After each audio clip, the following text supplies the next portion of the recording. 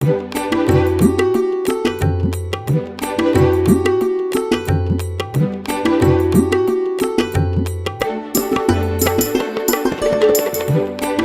கொடுத்த சுடர்கொடியாக தன்னையே பெருமானுக்கு அர்ப்பணம் செய்த பிராட்டி ஆண்டாள் நாச்சியார் அவருடைய திருத்தலம்.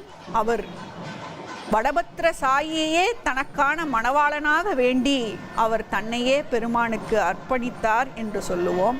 அப்படி ஜீயர் பெருமான் முன்வர அங்கே இதோ நமக்காக ஸ்ரீவில்லிபுத்தூரிலே பெருமான் பரமபத வாசல் பிரவேசத்தை செய்கிறார். அவருக்கு முன் பஞ்ச வாத்தியங்கள் முழங்க அவரை இங்கே மேளமும் நாதஸ்வரமும் முழங்க விளக்கேந்தி இதோ பெருமான் ஸ்ரீவில்லிபுத்தூரிலே பரமபத வாசலை கடக்கக்கூடிய அந்த அரிய காட்சியை நாம் கண்டு ரசித்து வருகிறோம்.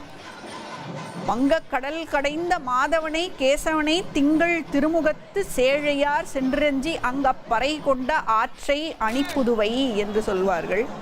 அப்படி வங்கக்கடல் கடைந்தவனை மாயவனாக கேசவனாக மாதவனாக விளங்கக்கூடிய அந்த பெருமானை நாம் நம்முடைய மனதிலே நிறுத்தி அவனுடைய பெருமைகளை ஒவ்வொரு நாளும் நாம் நினைத்து அவன் பெருமையையும் புகழையும் பாடிக்கொண்டு அவனுடைய 1000 திருநாமங்களில் எத்தனை திருநாமங்களை ஒரு நாளில் சொல்ல முடியுமோ அதை சொல்லி அவனுடைய திருவடியை வேண்டுவதை தவிர நமக்கு வாழ்வில் உய்ய வேண்டிய வழி வேறில்லை என்பதை உணர்ந்து அந்த திருவடி அடைவதற்கான வழியை கொடுக்க வேண்டும் என்று அவனருளாலே அவன் தாழ் பணிந்து நம்மை நாம் முழுமையுமாக அவனுக்கு ஒப்புக்கொள்ள கொடுக்கக்கூடிய திருநாளாக நம்மை நாம் தயார்படுத்தி கொள்ளக்கூடிய ஒரு நன்னாளாக இந்த வைகுண்ட ஏகாதசி திருநாள் இருக்கிறது. இதோ பெருமான் ஸ்ரீவில்லிபுத்தூரிலே பரமபத வாசல் பிரவேசம் செய்து